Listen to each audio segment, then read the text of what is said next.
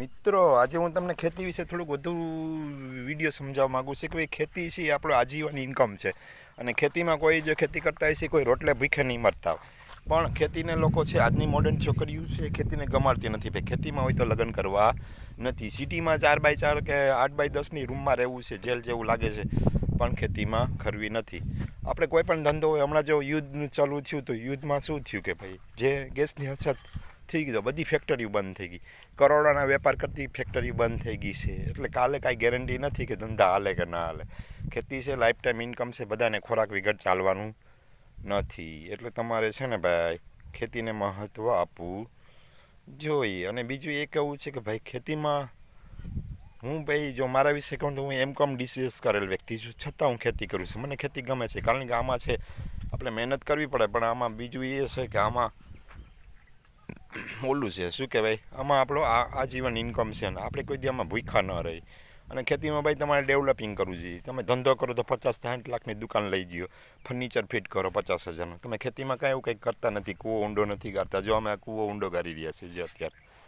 તો ખેતીને તમે વિકાસ કરો, ખાલી જે જૂનવાની સિસ્ટમ પ્રમાણેની અને આધુનિક સાધન સામગ્રી વસાવો. પૈસા ન હોય તો લોન લ્યો, લોન લઈને પણ કૂવો ગારો, બોર કરો, કૂવા રિચાર્જ કરો. આ બધું છે એ તમને ખેતીમાં આગળ વધારશે. કારણ કે 3 પિયત આવે તો તમને ખેતીની આવક છે એ તમને ક્યાંય બીજી કોઈ આવકમાં મળવાની નથી. 50% પ્રોફિટ હોય છે. એટલે ખેતી છે એ સારી છે. જો આમાં શું છે કે આજની મોડર્ન છોકરીઓ છે ને ખેતી હોય ને તો એના છોકરા લગ્ન જ નથી કરતી.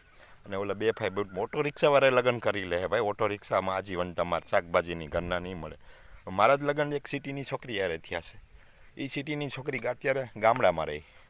ગામડામાં રહીને પછી શું કીધું કે હવે મારે સિટીમાં રહેવું જ નથી. કારણ કે જે ગામડાનું જીવન છે, શુદ્ધ હવા છે, અહીંયા ખુલ્લું વાતાવરણ છે.